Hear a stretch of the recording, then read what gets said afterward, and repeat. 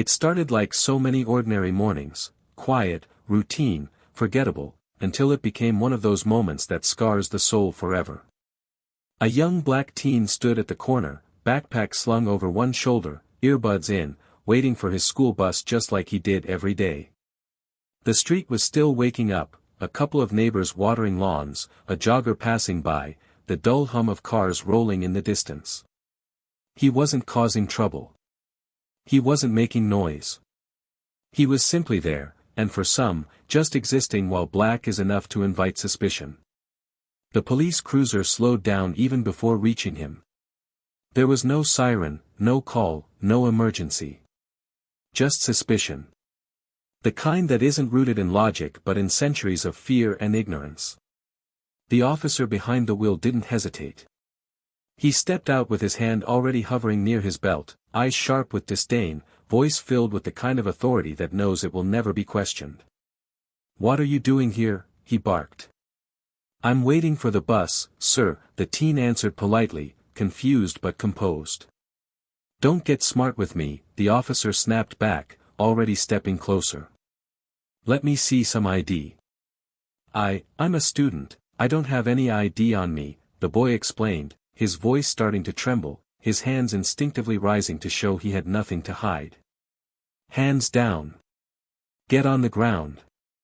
"Now," the officer shouted, drawing his weapon without hesitation, pushing the boy against the sidewalk with brutal force, knee on his back.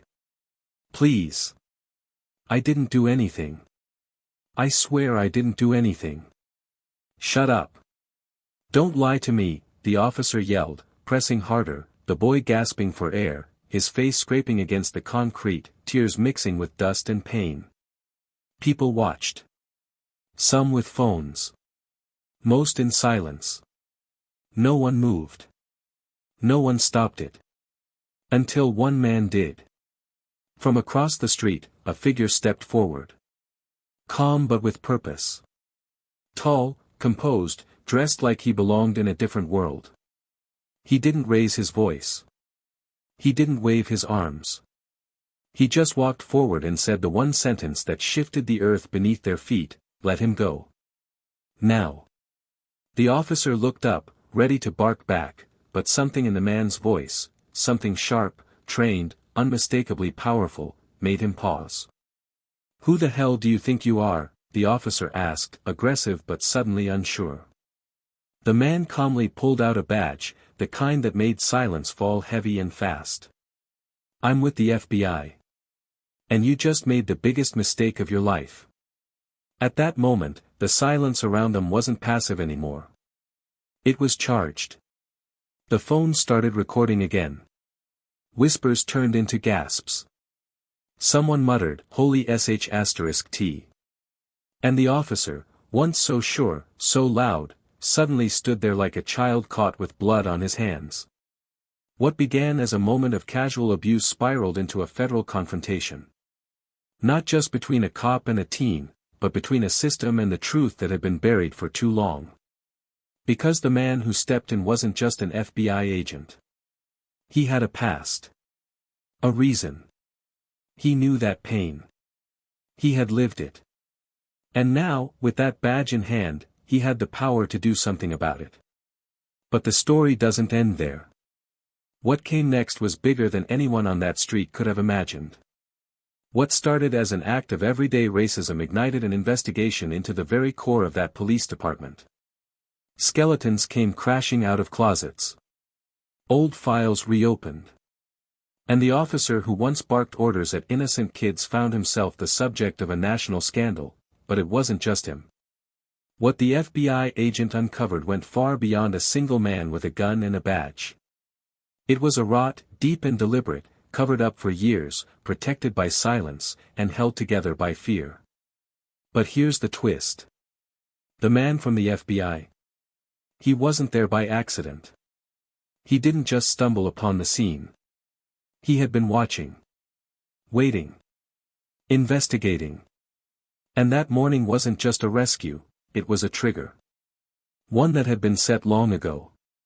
So now, the question that keeps everyone asking. Was it fate? Coincidence? Or something far more calculated? And most importantly, what happened to that officer, the one who thought he could get away with it, when the tables finally turned? Stay with us. Because the truth is far more shocking than you think. Before we begin today's story, we want to take a moment to speak directly to our black viewers. Here at Plow of Twist, we stand firmly against racism, discrimination, and abuse of power in any form. Your life matters. Your voice matters. And your story deserves to be told with truth and dignity. This channel exists to highlight powerful narratives of resilience, justice, and transformation, and we will always be a space where your humanity is seen and respected. Now, we invite you to dive into a gripping and emotional story that we believe needs to be heard. If you haven't already, subscribe to the channel and join us in amplifying voices that deserve the spotlight. Enjoy the story. The sun was just starting to rise over the quiet streets of Mobile, Alabama, casting a soft, golden hue on the rows of modest homes that lined the sidewalks. It was the kind of neighborhood where everyone knew everyone, or at least thought they did. Where porches were still sacred spaces for early morning coffee and quiet conversations. But behind that calm surface lay stories that didn't make it into neighborhood newsletters, stories of tension, of fear swallowed quietly, of moments that passed unchallenged. This was the world of Kareem Johnson, a 17-year-old with dreams far too big for the corner of the world he was born into. Kareem was the kind of kid who stood out without trying. Tall for his age, with kind, intelligent eyes and a smile that carried the weight of having seen too much too young. His mother, Valerie, worked double shifts at the local clinic and still found time to sit at the dinner table every night, even if just to say grace and remind Kareem of the strength in his name. His father had passed when he was only 6, a heart attack, sudden and cruel, and ever since, Kareem had carried the invisible burden of being the man of the house.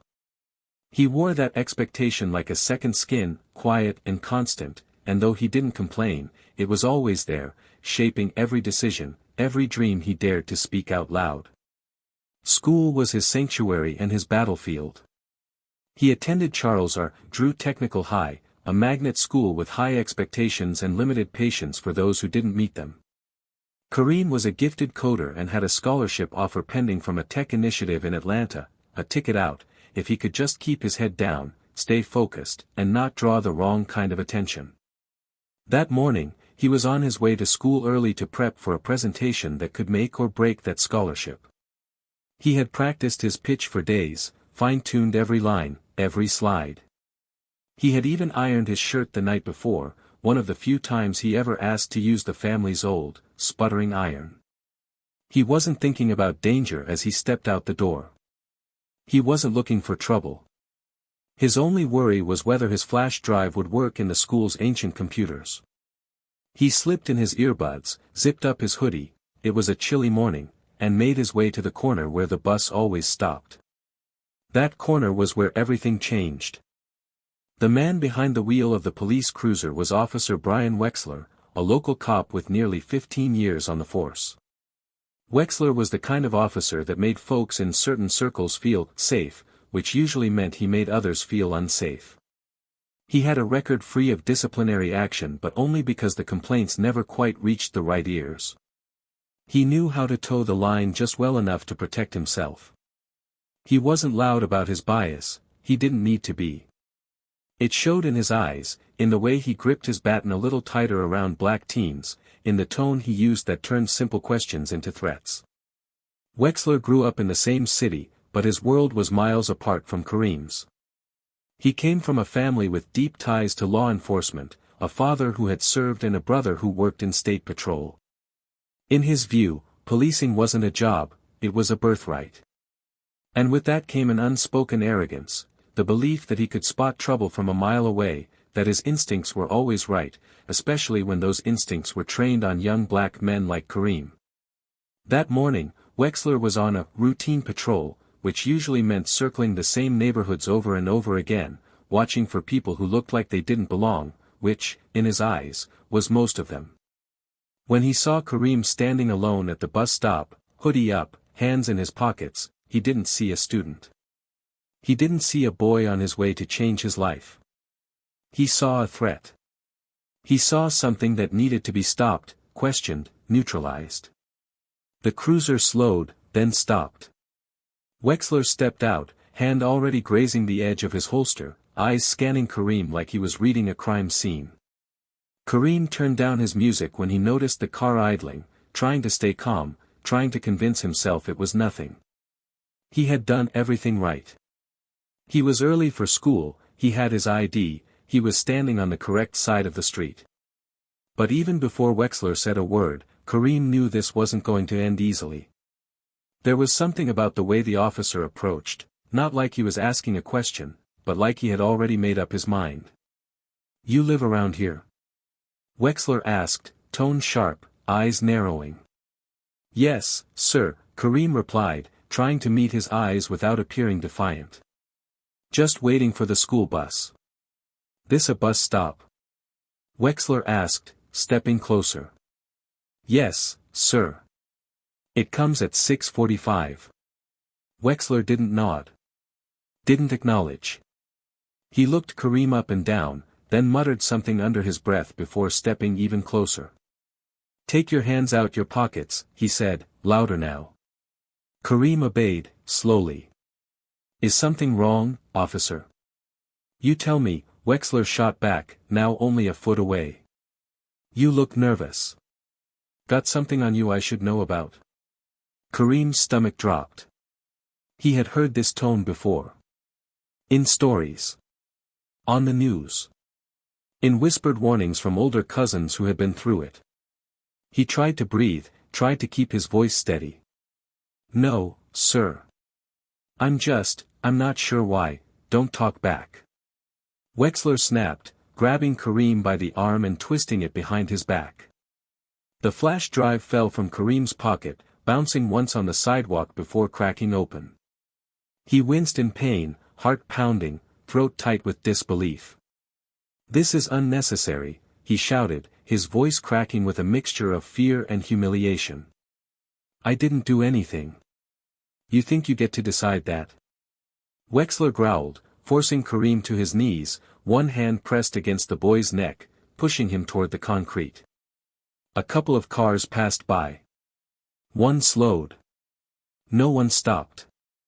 It wasn't just the physical pain that hurt. It was the eyes watching, not with concern, but with suspicion.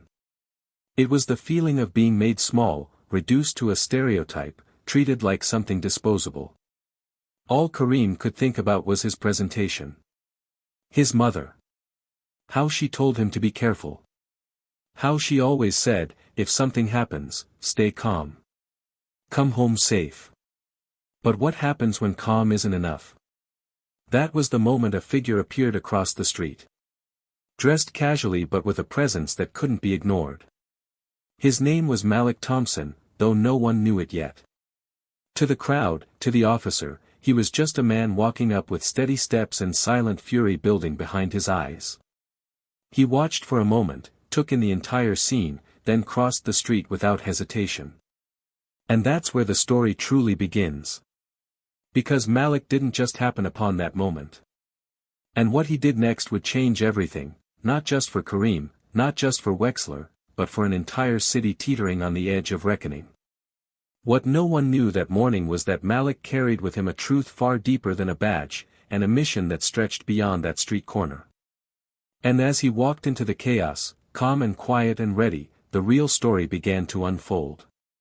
Kareem didn't remember the exact moment Malik stepped between him and Officer Wexler, only the shift in energy. 1 second, the weight of shame and pressure on his back felt unbearable, the scrape of concrete on his skin a painful reminder of how quickly a peaceful morning could turn into a nightmare. The next, the pressure vanished. Wexler's grip loosened. There was movement. Shouting.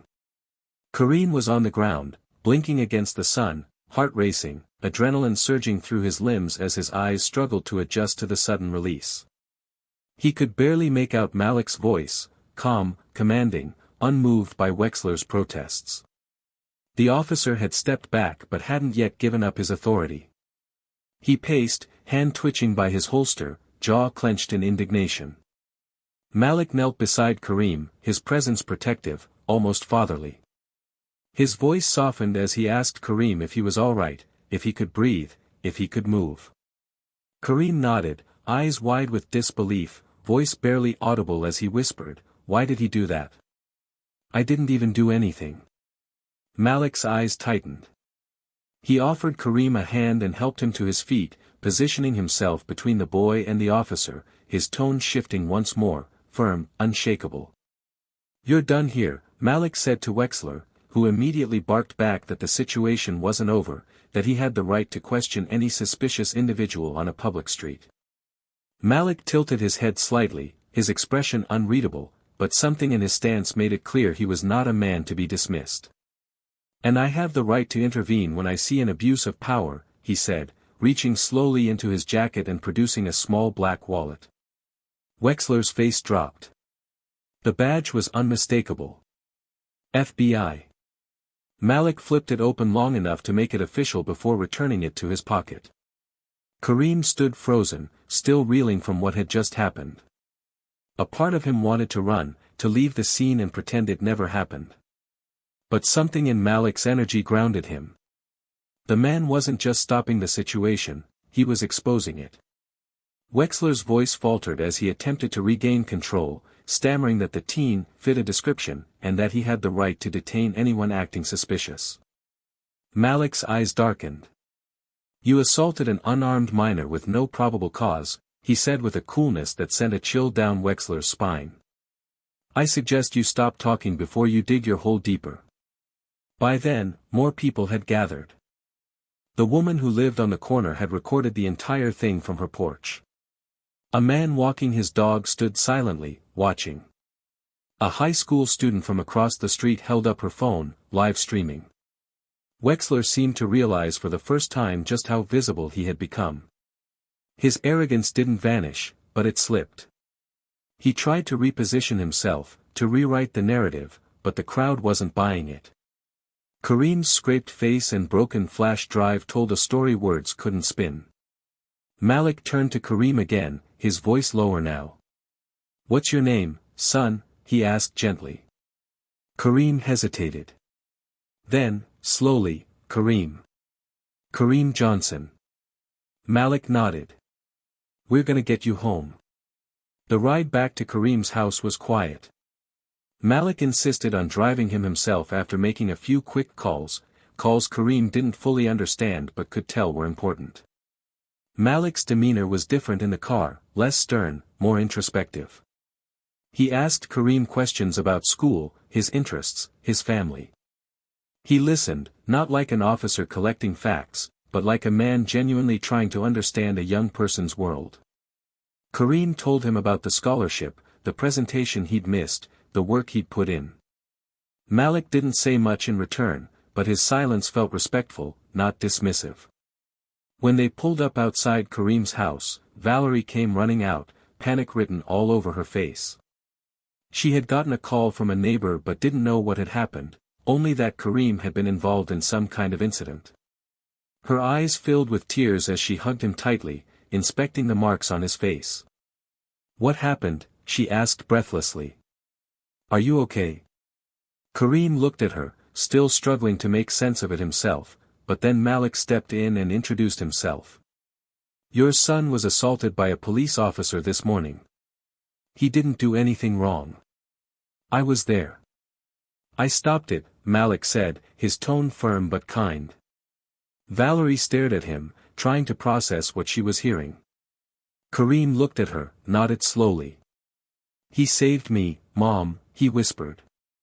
Malik gave Valerie his contact information and promised to follow up.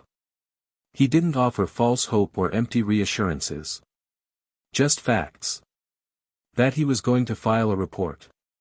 That this wouldn't be buried. That Kareem had a witness. And not just any witness. For the rest of that day, Kareem sat with his mom on the couch, barely speaking, the weight of what had happened beginning to settle. He didn't go back to school. His phone buzzed non-stop with texts from classmates, messages of support, videos of the incident now circulating on social media. He felt exposed, vulnerable, but not alone. That evening, Valerie received a call from a friend at the city council. Someone high up had already heard about the incident. There was pressure to handle it quietly. Malik's presence complicated that. The badge he carried brought power, but also scrutiny. Meanwhile, Malik returned to his office, a modest workspace tucked into a federal building downtown, and began compiling everything he had seen. He filed an official report. Sent the video to his superiors. Attached a statement. But there was something else he did too. Something he hadn't told Kareem or Valerie yet. He opened a case file, one he had been working on quietly for months. The title read, MPD Internal Corruption Suspected. Wexler's name was already on the list. Because this wasn't the first incident Malik had heard about. It wasn't even the fifth. Over the past year, he had received multiple anonymous tips, complaints buried in bureaucracy, names that repeated too often to be coincidence. And now he had something undeniable, a public act of brutality, caught on camera, witnessed by dozens, directly intervened by a federal agent. It was the crack in the dam he had been waiting for. But moving forward wouldn't be easy. Wexler wasn't just one bad cop. He was part of a system. One protected by silence, loyalty, and fear. If Malik was going to expose it, he needed more. More evidence. More voices. More bravery than most people could summon. And he knew that once he pushed forward, there would be consequences, political, personal, maybe even physical. But he also knew he couldn't walk away now. Not after what he saw in Kareem's eyes that morning. The next few days were a blur of headlines and tension. The video went viral. News vans parked outside Kareem's school.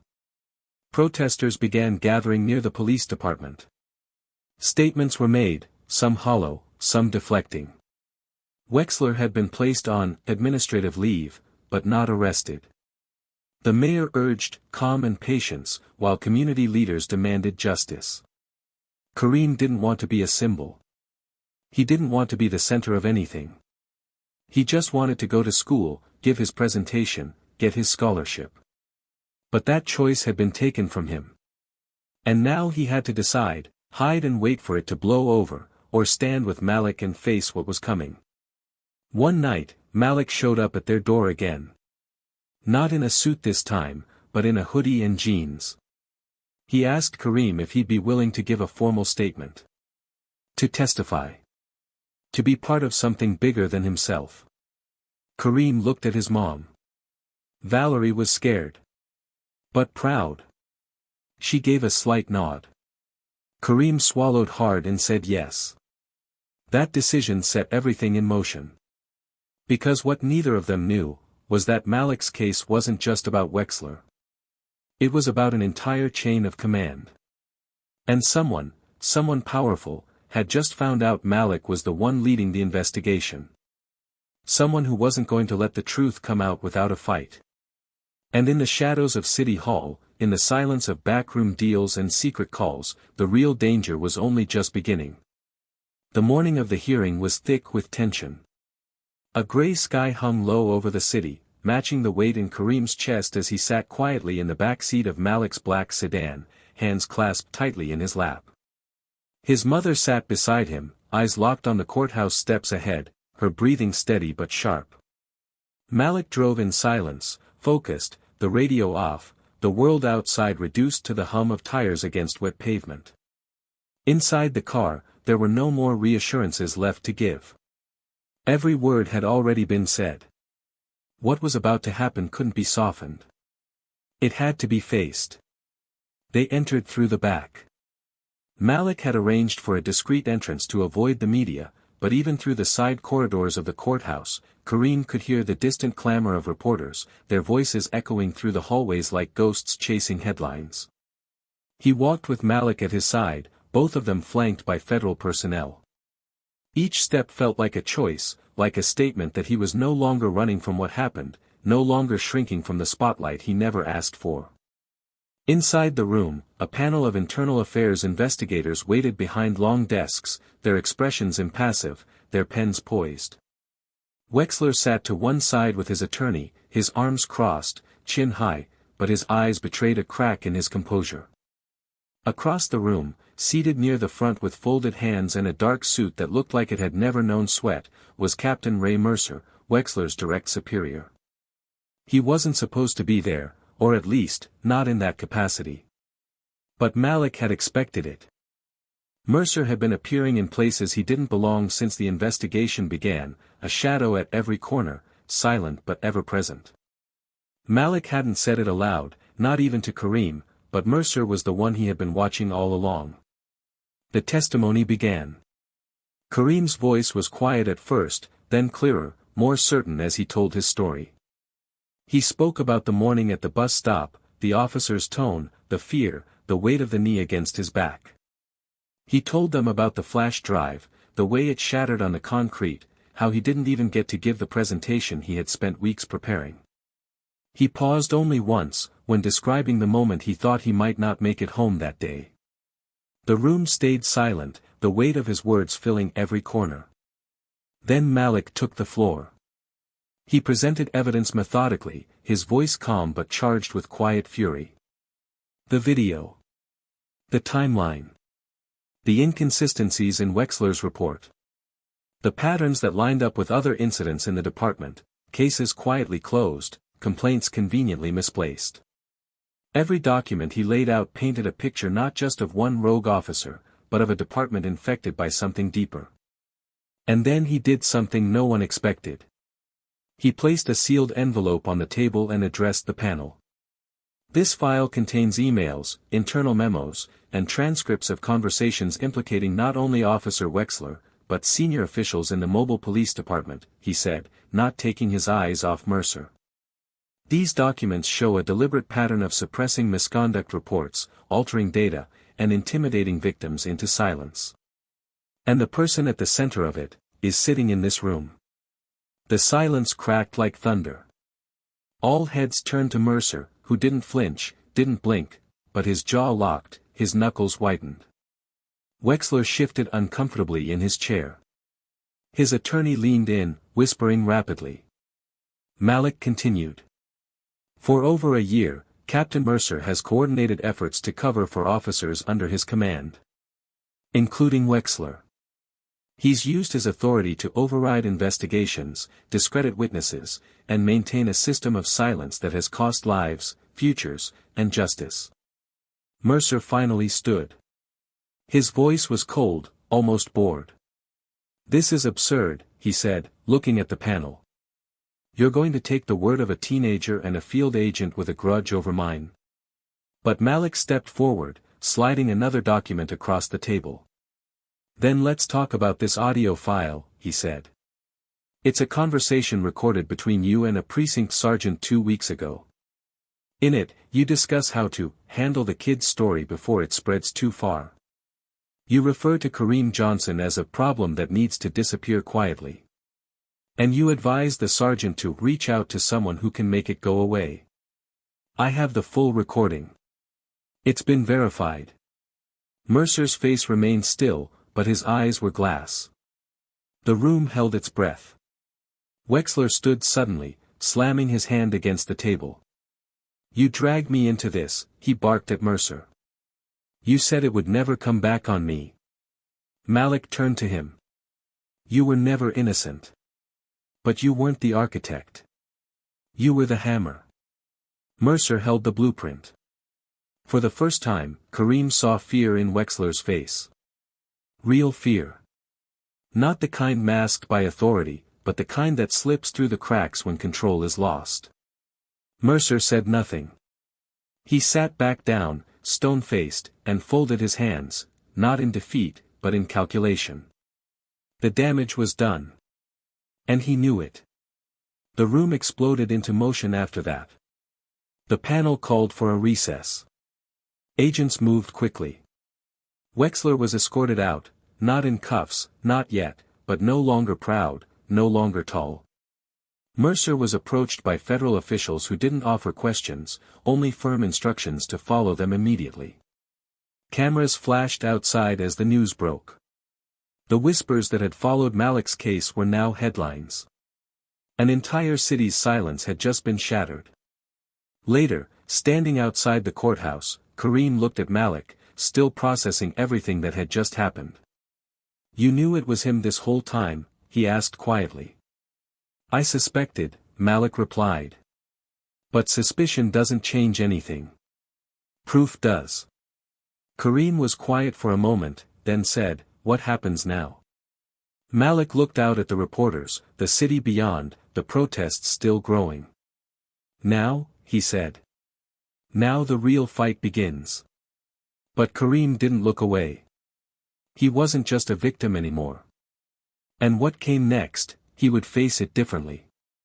Because sometimes, the person they tried to silence becomes the one voice that no one can ignore. As the sun began to dip behind the skyline, casting long shadows across the city, a weight lingered in the air that was heavier than any storm cloud. The courthouse may have quieted down, the cameras may have rolled away for the evening, but inside Malik's office, the walls still vibrated with the aftershock of what had just unraveled.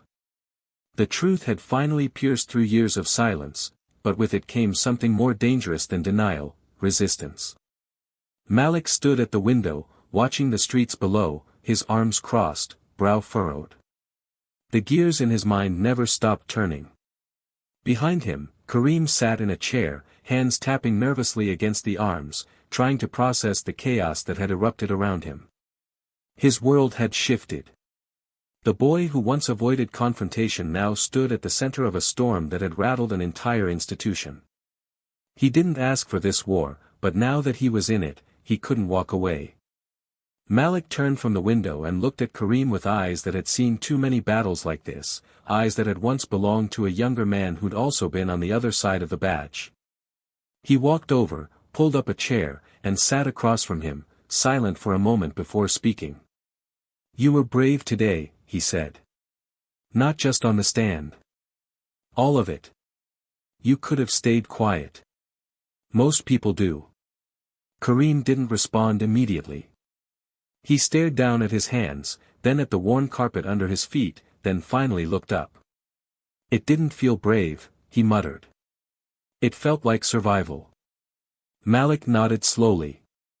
"That's what it is. That's what it always is. People think standing up means feeling powerful. Most of the time, it means doing it even when you're shaking inside. Especially when you're shaking." The room fell quiet again, filled only with the soft hum of an old fan and the distant sounds of traffic outside. Then Kareem asked the question that had been pressing on his chest since the moment he left the courthouse. "What happens to Mercer now?" Malik's expression tightened. "They'll try to contain it. He's got friends in high places. People who benefited from keeping things just the way they were. But the evidence is too loud now. The media's involved. The public's watching. It's not going to disappear." Kareem leaned forward. "And Wexler?" Malik hesitated, then said, "He'll flip. Mercer tried to throw him under the bus. Wexler won't take the fall alone. He'll talk. Probably already has." Kareem shook his head, eyes burning. "It still doesn't feel like enough," he said, voice raw. "He gets to go home tonight. Sleep in his bed. After what he did to me, he gets to go home." Malik looked at him for a long time, then said quietly, "Justice is slow, Kareem. Slower than it should be. But it moves. And once it starts, it doesn't stop." Just then, Malik's phone buzzed on the desk. He glanced at the screen and frowned. A message. Anonymous. A single sentence that made the hairs on the back of his neck rise: "They know what you did. Stop digging." He didn't show the screen to Kareem, not yet. He simply stood, walked over to his filing cabinet, and pulled out a locked drawer. From inside, he removed a file with red tape across the top, a file Kareem had never seen before. Malik turned and said, "I need to show you something." Kareem stood, confused, but followed. The file was thick. Names. Dates. Patterns. Not just about Wexler and Mercer, but an entire chain of manipulation. Officers, administrators, judges, even a local developer who had quietly donated to campaigns while funding private security with close ties to the department. Kareem's eyes widened. This is bigger than I thought. Malik nodded. That's why we have to move carefully. They're nervous now. Desperate.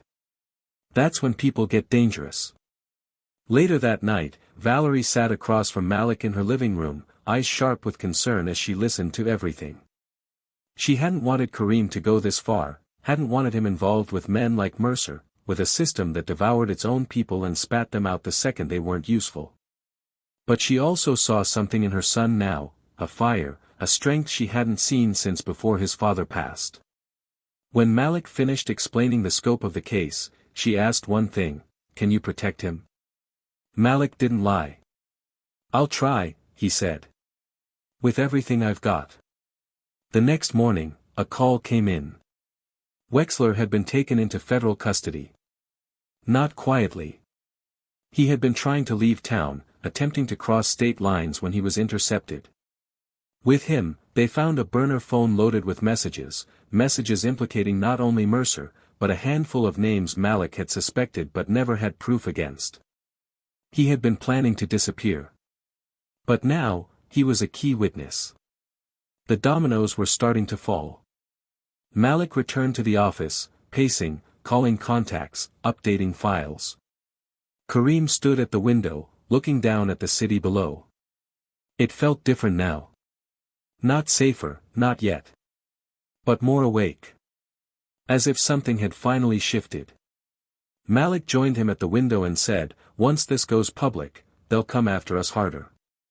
Smear campaigns. Personal attacks. Maybe worse. Kareem turned to him.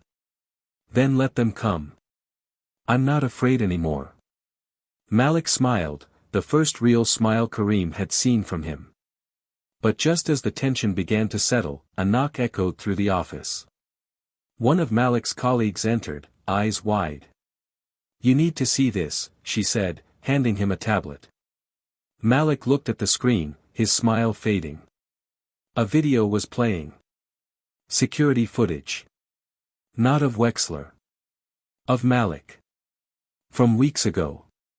In an old case. Edited to make it look like Malik had used excessive force during an arrest. A complete fabrication. But well produced. Professional. They're coming for your badge, the colleague said. This dropped 20 minutes ago. It's spreading. Kareem stepped forward. What is that? That's not real, is it? Malik's jaw tightened. No. It's not. But it won't matter right away. Perception is a weapon now. Kareem clenched his fists. So they're trying to take you down now? After everything? Malik nodded slowly. It's what they do. When they can't discredit the truth, they try to destroy the person telling it. And just like that, the stakes were higher. The war wasn't just about one officer anymore, or even one department. It was about the entire ecosystem built to survive on silence. But Malik had prepared for this. He had allies.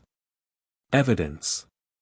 And now, he had Kareem, not just as a witness, but as a symbol. Someone the public had already started to rally behind. As the sun set again, casting orange light across the office walls, Malik picked up the phone. Call the press, he said. We're not hiding anymore. Kareem looked at him, then at the city below, then back at the man who had saved his life and now risked everything to save the truth. They thought they could bury this, he said. They didn't expect you. Malik met his eyes. They didn't expect you either. And the city braced itself for the moment everything would be revealed. The fallout came faster than anyone had expected. By sunrise the next day, Malik's face was on every news outlet in the region, not as the federal agent who exposed corruption, but as the man now under investigation himself. The doctored footage had gone viral, pushed aggressively by accounts that hadn't posted in months, all suddenly resurrected to tear down the man who had shaken the foundations of their safe little world. The smear campaign was viciously orchestrated, aimed not just to discredit, but to dismantle his career, his character, everything he had built. Anonymous tips were flooding the press, suggesting Malik had a history of aggressive tactics, and whisper networks were alive with stories carefully twisted to feed fear and doubt. The goal was clear: isolate him, humiliate him, and make the public question the truth he had uncovered. Inside his office, Malik sat at his desk in silence, his badge resting in the center like a relic, a symbol now used against him. Kareem watched him from the doorway, uneasy. The man who had stood like a fortress now looked, not broken, but wounded. There was a heaviness in Malik's posture, like he was holding back the ocean with his bare hands. Valerie entered behind Kareem, placing a hand on his shoulder. She could feel it too, the shift, the danger that had become more personal than institutional. Malik finally looked up, the flicker of resolve still in his eyes, but behind it, something deeper. Something that looked a lot like grief. "They're not going to stop," Malik said finally, his voice low. "They want this buried so badly, they're willing to destroy everything in their path to do it. Even if they have to create a lie so loud, people stop hearing the truth." Valerie stepped forward, fierce and steady. "You are not doing this alone," she said. "You saved my son's life. I'm not letting them erase that." Malik gave a tired smile, but it didn't reach his eyes. Kareem looked between the two of them, something building inside him. He took a deep breath. "What if I went public?" he asked. "Not just about Wexler, or Mercer. About you. About everything. What if I told the truth out loud, everywhere?" Malik looked at him, surprised, but shook his head. "That's not your fight." Kareem stepped forward. "It became my fight the second that man put his knee on my back. And it stayed my fight the second I walked into that courtroom and told my story. This isn't just about police anymore.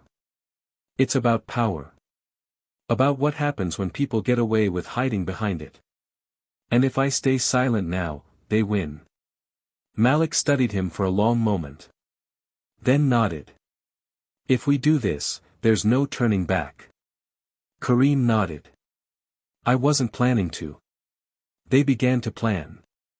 Carefully, strategically.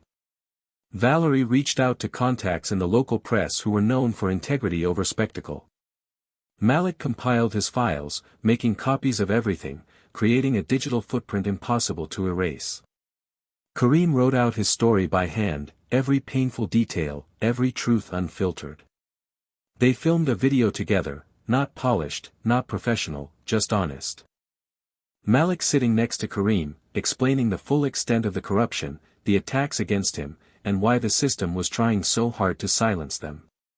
Valerie appeared at the end, speaking not as a mother, but as a witness to injustice, and as a woman who had decided that fear would not keep her quiet anymore. They posted the video late at night, when the city slept and no one was watching.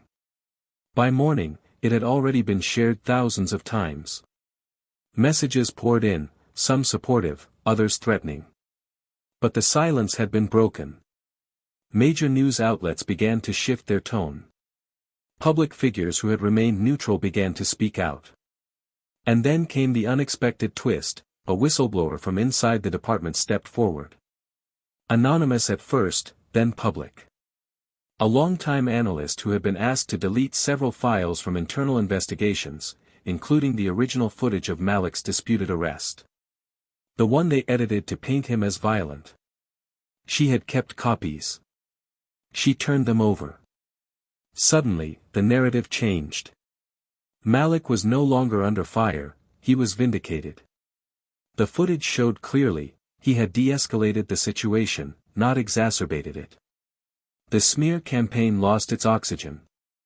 The accounts that had pushed it went silent again. And Mercer, still under federal watch, now found himself abandoned by the very people who once protected him.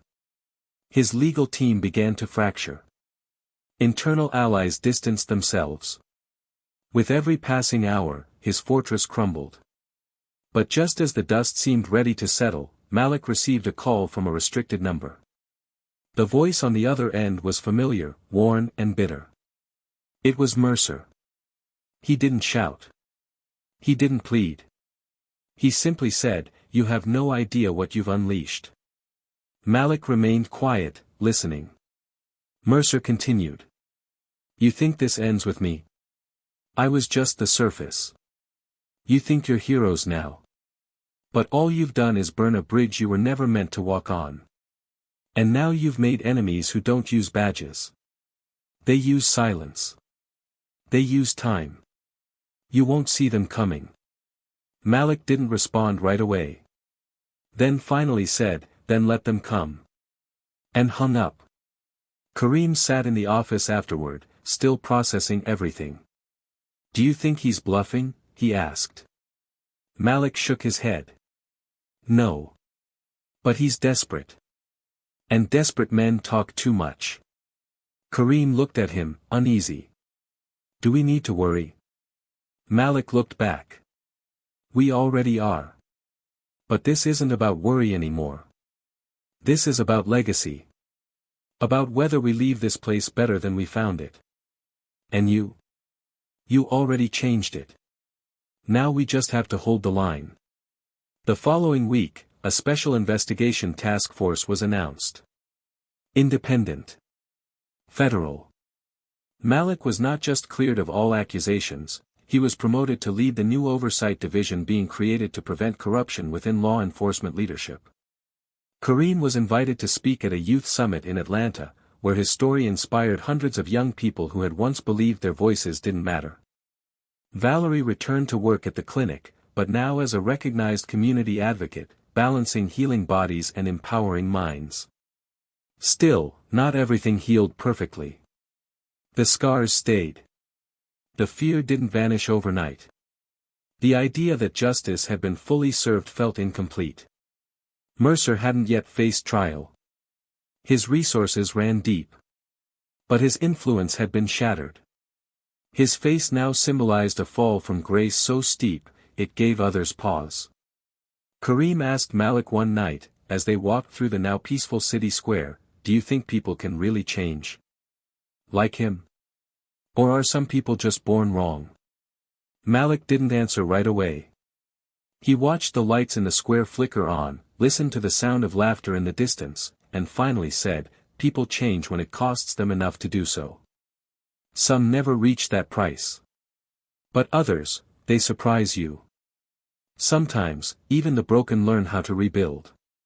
But forgiveness? That's not owed. It's earned. And some debts stay unpaid." Kareem nodded slowly, the words sinking deep. They continued walking, the city no longer foreign, no longer a battlefield, but still not a sanctuary. The fight had shifted, from survival to responsibility. And that, perhaps, was the hardest part. Because once you've spoken the truth, there's no going back to silence. And once you've seen the system behind the curtain, you carry that vision forever. The wind that moved through Mobile felt different now. It wasn't louder, or colder, but it carried something unfamiliar, an awareness, a quiet electricity, like the city was holding its breath between what had ended and what was about to begin. In the days that followed Malik's reinstatement and public vindication, life had tried to return to normal, but the normal that once was no longer existed. For Kareem, normal would never again mean waiting at a bus stop with music in his ears and nothing but the weight of his backpack to carry. It wouldn't mean walking into school unnoticed or walking home without checking over his shoulder. He had become known, named, and not everyone who knew his name whispered it with admiration. Some called him brave, a symbol, a voice for the unheard. Others, cowards hiding behind smirks and side comments, called him a problem, troublemaker, someone who should have just stayed quiet. And in the middle of it all, Kareem found himself pulled in two directions, the gravity of a life he never asked for, and the pressure of a legacy now tied to something much larger than his own story. Malik had noticed the weight too.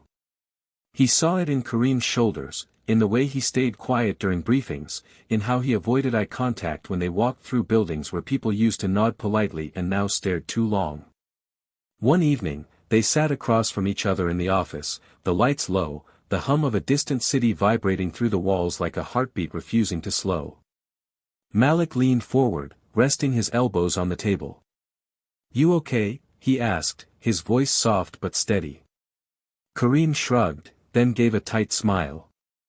"You ever get tired of being the one who has to be right all the time?" Malik raised an eyebrow. "You think this feels like being right?" Kareem shook his head. "No. It feels like being hunted. It feels like every time I speak, someone out there's waiting to twist it. Waiting for me to screw up. Waiting for me to prove them right." Malik leaned back, letting the silence hang for a moment before answering. "That's not a new feeling, Kareem. That's the price. You stand up, you shine a light, and the roaches scatter. But not before they try to pull the plug on you. You're not the first. You won't be the last. But the question is, are you gonna let them dim you?" Kareem looked away, out the window, where the city lights blinked like distant eyes. "I didn't ask for this." Malik nodded. "Neither did I. Neither did most of us. But now that it's yours, what you do with it matters. Not for them. For you. You own the narrative now." The next morning, Malik received a message, short, urgent, encrypted. A senior federal agent from another region had flagged a potential link between Mercer and a private contracting firm tied to lobbying groups that had, for years, funded community policing initiatives across several southern states. The programs had been packaged as safety efforts, but what they really did was funnel resources into tactical policing, surveillance in predominantly black neighborhoods, and a web of power and profit disguised as civic good.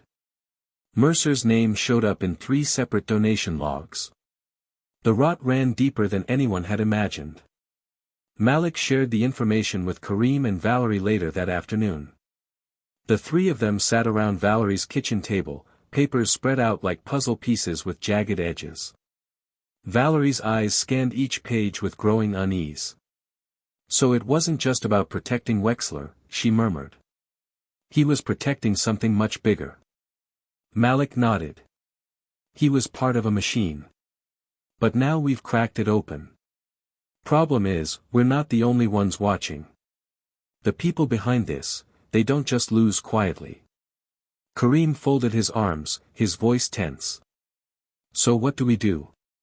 Keep waiting for them to retaliate? Keep trying to stay ahead of people who've been playing this game for decades?" Malik met his eyes. "We document everything. We stay visible. We move forward anyway. That's how we win. Not by hiding. By making sure the truth can't be buried again." Valerie leaned back in her chair, her face etched with worry. "But at what cost?" she asked. "My son is 17. He's been assaulted, exposed, threatened, and now what? Now he's on the front lines of a war he didn't start." Malik looked at her with something between guilt and respect. "I can't take back what happened. But I can make sure it means something. That his pain didn't just echo into silence." That night, Malik sat alone in his apartment, lights dimmed, television muted as a panel of analysts debated his name on screen. He didn't need to hear them. The opinions bounced between admiration and suspicion, respect and resentment. He had become a figure, no longer just a man. But behind that, he was tired.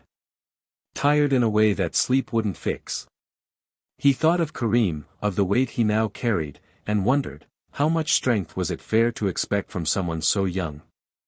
A few blocks away, Kareem walked through his neighborhood with headphones on, music low, hands in his jacket pocket. The streets were quiet. Familiar. But the quiet didn't feel peaceful anymore. It felt alert. Like the walls were listening. He passed by a store where a clerk nodded at him, not the usual nod of casual greeting, but a hesitant, measured one, as if unsure how to treat someone who had gone from boy to symbol overnight. Kareem smiled anyway. Because part of this journey, he'd realized, wasn't about how others treated him, it was about how he decided to carry himself in a world eager to define him before he could define himself. Back at school, things were different too. Some teachers avoided him, others praised him with a reverence that felt rehearsed.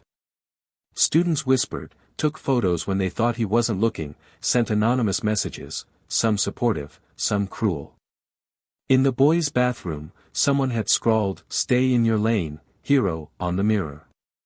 Kareem saw it. Took a photo. Posted it. Captioned it, "My lane is truth. Keep watching." It went viral within hours. Malik called him the next day. "You're learning fast," he said. Kareem replied, "They wanted me silent. I'm not." And Malik smiled, knowing something irreversible had taken root inside the boy's spirit, something that couldn't be erased, no matter how hard they tried. In the weeks that followed, hearings were held. Depositions taken. Names that once sat untouchable in their chairs of power were now seated behind microphones, faces pale, eyes darting. Malik testified with poise. Kareem followed, his words calm, his story now sharpened by repetition and clarity. The courtroom wasn't a place of fear anymore. It was a place of reclamation. Even Valerie spoke, her voice steady as she laid bare what it meant to be a mother who watched her child dragged into a war for dignity. Still, there were whispers of retaliation. Officers who had quietly supported Malik were reassigned. Anonymous threats were investigated. One morning, Malik's car windshield was smashed in front of his building. Nothing stolen. Just a warning. But he didn't flinch. The next day, he drove the same car to work, glass still cracked, message still ignored. In all of it, Kareem remained focused. He attended school. He studied. He kept showing up. At one point, his principal pulled him aside and asked if he wanted to speak at graduation. Kareem paused, then said, "Ask me again when justice is done." Because until then, his fight wasn't finished. One evening, Malik and Kareem sat on a rooftop overlooking the city. They didn't talk much. Just watched. Lights blinking. Horns echoing. Life continuing. Malik handed Kareem a folder, inside, a recommendation letter for the scholarship he'd missed the chance to formally apply for. But this time, the program had reached out to him. They wanted him. His story, his strength. Malik's letter was powerful, but more than that, it was real. He didn't write about Kareem as a victim or even a hero. He wrote about him as a young man who stood when the world told him to sit. Who spoke when silence was safer. Who kept going when it hurt to breathe. Kareem read the letter, eyes scanning slowly, breath catching for a moment before closing it and tucking it into his bag. He didn't say thank you. He didn't need to. Malik nodded, and they both turned back to the skyline, waiting for the city to sleep before they would rise again. Because the truth was out. The system was exposed. And while the battle wasn't over, neither were they. Not even close.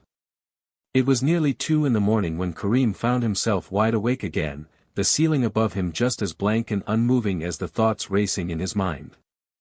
The house was silent, except for the low hum of the refrigerator and the creaking of wood that always came alive when the world fell asleep. He had been doing better lately, at least that's what he kept telling himself, but some nights refused to let him forget. He still heard the voice. Still felt the concrete against his skin. And now, layered on top of that memory, was everything else, the interviews, the hearings, the cameras, the strangers calling him courageous or calling him a liar. No matter how many people said they were proud of him, there were still moments when Kareem wondered what it would feel like to go back. Not just to before the incident, but before the world even knew his name. A moment where he could just be a teenager again. A kid. But even as he thought it, he knew that boy was gone. Down the hallway, Valerie's bedroom light flicked on. She had heard him pacing. Again. She didn't come out right away, but when she finally did, she stood in the doorway, arms folded, eyes soft. She didn't ask what was wrong. She just said, "Come sit with me a minute." They sat at the kitchen table, no lights on, just the soft blue glow from the microwave clock casting long shadows across the walls. She looked at him, her face lined with exhaustion and strength, the kind that came from raising a child in a world that didn't always want him to survive. "You don't have to carry this all the time," she said gently. "I know it feels like you do. Like if you stop for 1 second, it'll all fall apart. But baby, it won't. You've already done more than most people do in a lifetime." Kareem shook his head, struggling to put words to the knot inside his chest. "But it's not over," he whispered. "I still see him. Not just Wexler. All of them. The ones who stared. The ones who stayed quiet. They looked at me like I didn't matter. Like I wasn't even real. I want to move forward. But how do I move past something I still live in?" Valerie reached across the table and took his hand. Her grip was steady. "You don't have to move past it," she said. "You just have to keep moving. That's how we win. Not by pretending it didn't happen. But by showing up anyway." The next morning, Malik called. His voice had urgency in it, but not panic. He wanted to meet. Said it was important. Kareem arrived at the federal office to find Malik surrounded by boxes, papers, and a map pinned with photos and strings connecting names and dates. It looked like something out of a movie, but this wasn't fiction. This was the architecture of a machine that had operated in plain sight for decades. Malik gestured for Kareem to sit and then began to explain. A new link had been uncovered, one that connected Mercer to a national police training initiative that had been quietly pushing policies across multiple states, policies that disproportionately affected communities of color under the guise of efficiency and crime prevention. The people funding it? Private corporations, lobbyists, and wealthy donors who remained hidden behind shell organizations. Malik had spent weeks trying to trace it, and now the pieces were finally starting to come together. Kareem listened carefully, absorbing every detail. "So you're saying it wasn't just about one department," he said. "It was about using departments like this one to control cities without anyone ever knowing who's pulling the strings?" Malik nodded slowly. "Exactly. And what we did? What you did? It cracked their shell. Now they're scrambling." Kareem stared at the map, his eyes narrowing. "Then we can't stop. We have to finish it." Malik nodded again. "But it has to be strategic. We go public too fast, without the rest of the evidence, they'll twist it. Make it sound like a conspiracy. We need proof. And we need protection." Later that day, the two of them met with a journalist from a national outlet, someone Malik trusted, someone with a history of exposing institutional corruption. They laid out the findings carefully. The journalist listened, asked sharp questions, took notes meticulously. When the meeting ended, she looked at Kareem and said, "You're braver than you know. But brace yourself. They'll come for you again. Not with fists. With stories. Half-truths. Doubt." Kareem nodded. "Let them. I'm not the same kid I was that morning. And they're not going to win with lies this time." In the days that followed, Kareem started writing again. Not statements. Not speeches. Just words. Thoughts. Memories. Frustrations. He wrote about the feeling of concrete under his cheek. About the first time someone looked at him like he didn't belong. About the way Malik's hand had reached down, steady and unshaken, like an anchor pulling him back into the world. Valerie read some of it. She cried. Then smiled. Then said, "You should share this. People need to hear your heart. Not just your story." So he did. Slowly, piece by piece. Kareem started posting his writings online, short reflections, raw and unfiltered. They spread quickly. People connected not just to what happened to him, but to the way he articulated what so many felt but couldn't say. He wasn't trying to be a leader. But leadership found him anyway. Meanwhile, Malik was facing a new dilemma. His superiors were pressuring him to let the case go. To move on to something else. To let the courts handle it. But Malik knew better. He'd seen what happened when good cases were handed over to cold systems. Things got delayed. Buried. Forgotten. He sat in his office late one evening, looking over a fresh set of files when Kareem walked in. "They want you to stop, don't they?" he asked. Malik didn't deny it. "They want it quiet again. Safe again. They don't say it out loud, but I see it in their eyes. I'm making them uncomfortable." Kareem nodded. "Then keep going. Make them more uncomfortable. If they're sweating, it means we're close." Malik chuckled, rubbing his temples. "You know, when I first saw you on that sidewalk, I wasn't thinking about any of this. I just saw a kid getting hurt. I acted on instinct. But now, I see a future I didn't expect. A fight I can't walk away from." Kareem leaned against the doorframe, his voice steady. "Neither can I." On a cool Sunday morning, Malik took Kareem to visit the grave of a young man he once knew, a friend from his youth who hadn't made it out, whose name never made headlines, who vanished into a system that swallowed him whole.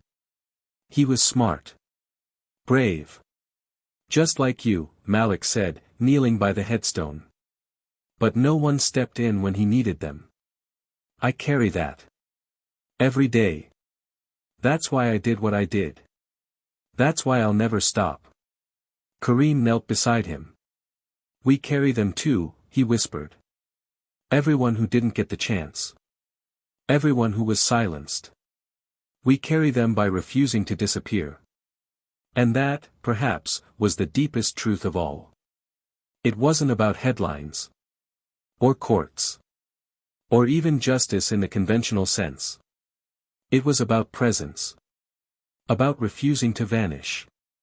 About reclaiming voice and space in a world that too often pretended not to see. As they stood together, wind rustling the grass and leaves whispering like echoes of stories not yet told, they understood that the weight of this fight wasn't a burden. It was a responsibility. And though the road ahead would be long, it was one they would walk, together, unyielding, unafraid. 6 months later, the courtroom was full. Not just with press and officials, but with ordinary people, families, students, elders, community leaders, people who had followed the story from the very beginning, who had marched, spoken out, stayed up late reading every new update, waiting to see if this time the ending would be different. Mercer sat alone at the defendant's table, his face hollow, stripped of the arrogance that once made him seem untouchable. His lawyer leaned in, whispering furiously, but Mercer barely responded. The evidence had spoken too loudly. Testimonies had stacked one after the other, voices rising from places no one had expected, former officers, clerks, contractors, a janitor who remembered shredded documents on the wrong day. Piece by piece, the system Mercer built to protect himself had unraveled until all that remained was the truth, undeniable and unmerciful. Malik stood in the back of the courtroom, not in a suit this time but in plain clothes, arms crossed, eyes locked on the proceedings. He didn't need to testify again. His work had already carved the path that led to this moment. Behind him sat Valerie, calm and composed, holding Kareem's hand, her grip steady but emotional. She had fought her own war, against fear, against grief, against the quiet temptation to pull her son out of this fire, but today, she stood tall, proud of the man her son had become. Kareem sat at the front. Older now, not in years, but in something deeper. He wore a charcoal gray blazer, his posture straight, his eyes unflinching. He had been invited to speak one last time, not as a witness, but as a voice for the community. When he stood, the room fell silent. Every phone stopped recording, every pen stopped scribbling. They wanted to hear him. He spoke of accountability, of what it meant to carry the weight of someone else's silence. He didn't speak of pain as a weapon, but as a legacy that needed to be honored, transformed. He looked Mercer in the eyes, not with hatred, but with clarity, and said, "You thought you could erase me. You thought I'd disappear. But all you did was give me a voice. And now you don't get to decide how loud it echoes." The judge listened, moved. The room exhaled in unison. When the verdict was read, guilty on all counts, there was no applause. Just a quiet, powerful nod from the crowd, a shared understanding that justice, however late, had arrived. Mercer was sentenced to 20 years in federal prison, stripped of his pension, his title, his alliances. The institutions he built had crumbled beneath the weight of the very people they tried to silence. In the aftermath, the Department of Justice launched a multi-state reform initiative, based in part on Malik's findings. He was appointed as the lead of a new federal task force, one that focused not on surface-level policy, but on structural change, transparency, and prevention. He moved into a higher office but never let go of his field instincts. He kept Kareem's photo on his desk, not out of sentimentality, but as a reminder of what truth costs and why it's always worth paying. Kareem graduated that spring, standing before a crowd that roared with pride. He was awarded a full scholarship not only to the program he'd missed, but to several universities across the country. He chose Howard University, wanting to be in a place where his identity wasn't something to be questioned or explained, but celebrated and sharpened. On the day he left for Washington, D.C., the whole neighborhood came out to see him off. There were hugs, tears, laughter, and a long embrace from Malik, who simply said, "Keep your fire, but protect your peace." Kareem nodded, tears in his eyes, replying, "You gave me both." Valerie returned to her work at the clinic with renewed purpose. She began a small nonprofit focused on supporting families dealing with legal injustice, offering mental health support, legal resources, and a place to heal. She partnered with the local government and was later honored by the city for her courage, not just as a mother, but as a warrior who chose to rise when fear told her to retreat. The story didn't end in that courtroom. It spread. Inspired others. Sparked more questions. Young people wrote essays about Kareem. Colleges used his testimony as part of curriculum. Protesters marched with his quotes on posters. He had become more than a name. He had become a reason. But perhaps the most powerful part was what he chose to do in his quiet time. Between the scholarships and speaking engagements, Kareem started mentoring. He met with boys just like him, wide-eyed, cautious, full of questions. He didn't give them speeches. He gave them time. Space. A listening ear. Because he knew the hardest part wasn't speaking. It was believing you were worth being heard. Now, let me ask you, the one listening right now. What would you have done in Kareem's shoes? Would you have stood up when the world told you to sit down? Would you have spoken when everything around you screamed for silence? And more importantly, what will you do now, with what you know? Because the truth is, we are all part of this story. Every time we witness injustice and stay silent, we become part of the silence that allowed Mercer to rise. But every time we speak, every time we push back, even just a little, we begin to shift the world. This story is not just about a boy and a badge. It's about all of us. Our responsibility to each other. Our power when we unite. And the legacy we leave behind when we choose courage over comfort. If this story moved you, if it opened something in your heart, I invite you to subscribe to Tales of Twist. There are more stories like this, stories that matter, stories that challenge, stories that change. Click subscribe, share this episode, and let's keep the conversation alive. Because sometimes, the twist isn't what happens. It's what we do after.